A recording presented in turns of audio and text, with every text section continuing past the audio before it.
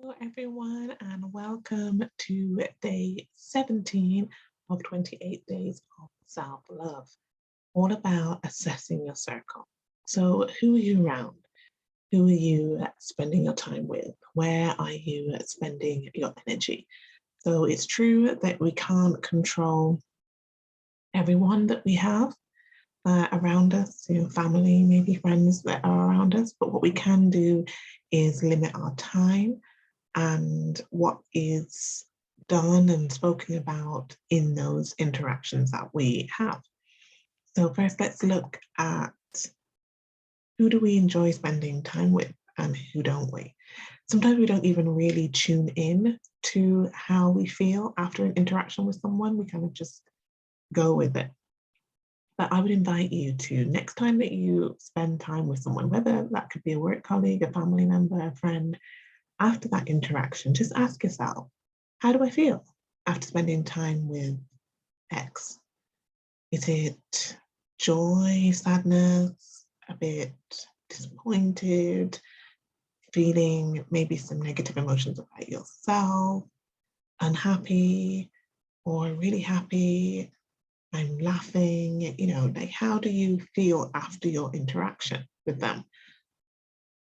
Sometimes it may be interesting to view and look at this because you might say, well, after spending time with a family member, someone that you spend time with all the time, I'm always feeling a bit low, like afterwards. Like, does that person like take energy from you? And then you'll have some people that like when you spend time with them, you're just like, oh, I just want to spend more time with them because maybe they speak really positively about you and themselves and about others. Maybe some people speak badly about you and about others, and that doesn't make you feel good. So first, just work out, how do you feel around that person? And let's say it is somebody who actually you feel some kind of negative feelings, thoughts and emotions after spending time with them, but they're somebody that you kind of have to spend time with. Maybe it's your parents and you live at home, maybe it's siblings and you live at home, or maybe it's a work colleague and you work together, so you kind of have to spend time together. So what I would suggest is in those interactions that you have, limit maybe what you share in them. You don't need to share everything about yourself with everyone. Maybe you could limit what you share with them. If there is a way to limit time with them, like maybe you only spend meal times together, but your kind of spare time you spend with other friends or on your own, or maybe in a different room, like just trying to limit the time that you spend, and then when you do spend time, what is spoken about and what is done in those times, because we have to take care of ourselves, right? Because we are important, you are important, your feelings, your emotions are all important. And it's really crucial to make sure that you are spending time around people that lift you up and make you feel good about yourself, and not those that can bring you down. So I know also that what we're really talking about here is setting boundaries, and setting boundaries can be scary to do. It might feel scary to be able to say to someone, actually, I'm just going to go upstairs and in my room for a while because I want to sit by myself, or saying to someone, actually, maybe they're talking about someone else who's like, actually, I don't want to hear about you talking about X. Can we talk about something else? So like setting those type of boundaries can feel scary and could feel a bit like, oh, I don't want to do it. But what you have to say to yourself is, by not doing that, what are you saying about yourself? If you're in a situation that you don't want to be in, like as in like someone speaking about someone else or speaking about you, and that you don't set that boundary, all that's doing is hurting you. So like afterwards, when this interaction is finished, you're going to start feeling down about yourself. Or why did I say that? Or why didn't I say this? Or why did I stay and listen to this? And instead of having the internal turmoil, you can set a boundary, and there is nothing wrong with setting boundaries. It's actually very healthy to set boundaries with people. So you can give that a try, and maybe not, you don't have to start like with a huge boundary. You can start with small boundaries maybe. I remember with a client, one of their boundaries that they needed is that at work, it's always somebody's birthday, or it's always a celebration of some sort. And there was always cake around, and she was trying to stay off sweet treats, but felt obliged to always have a cake because everyone else having a cake and someone at work has brought in the cake. So I feel like I have to eat the cake. And she really didn't want to eat the cake. So I suggested to set, this is a great place for you to set a boundary for others. Because what she would normally get is, someone will say to you, oh, go on, have a cake, go on, and you kind of know that type of pressure that you could maybe feel at work, like, have it, because everybody else is. So I said, this is a great place for you to set a boundary. So I said, what do you want to happen like in this situation? Because someday in the month, it's going to be someone's birthday, they're going to bring in cake, we're going to have this situation again. So what do you want to happen? And she said, I just want to tell them that I'm trying to be healthy and I don't want the cake. And I said, that's great. That's a great boundary. So let's just try it. Why don't we just try it? Next time it happens, you can just say, you know what, I'm trying to eat really healthy and I don't want any. See what happens. Which she did. Obviously, one day in the month, a birthday rolls round and the cakes inevitably come along and someone's like, here, have a cake. And she said, I'm just trying to be really healthy at the moment and I don't want any sweet treats. So I don't want the cake. And you know what the work colleague said? Okay. And that was it.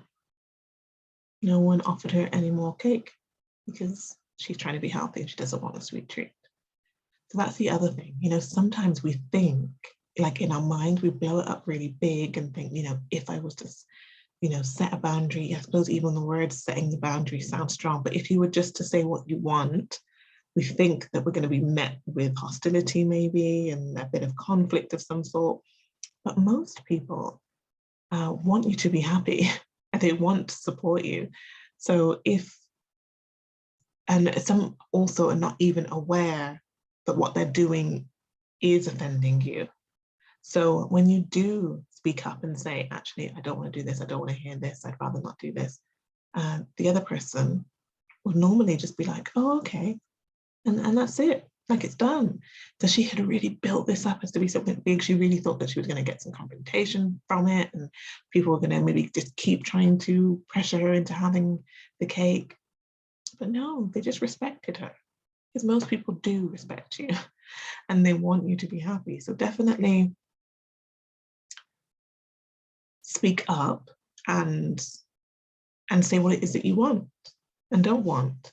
And most likely you will be respected and your boundary will be honored because most people do want to do that. They do want to support you. They do want to honor your boundary and they just may not have even known that what they were saying or doing was having an effect on you.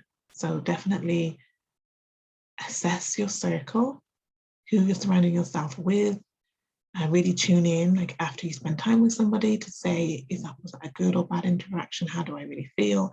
Then start to limit that time if it's not good. And if it's good, obviously spend lots of time with that person.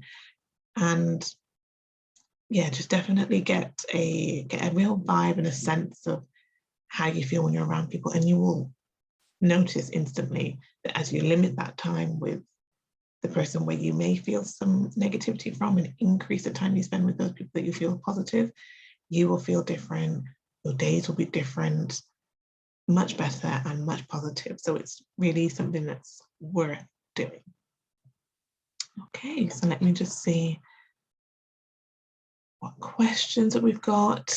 The Q&A and the chat box are open. So please just put anything in there.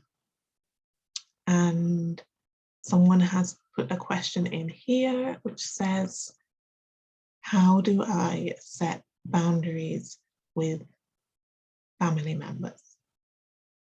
So yes, as I was saying, that family can be a difficult one, right? Especially like if you're living together, it can feel like really difficult to set those boundaries. But as I was just saying at the end there, most people want to support you.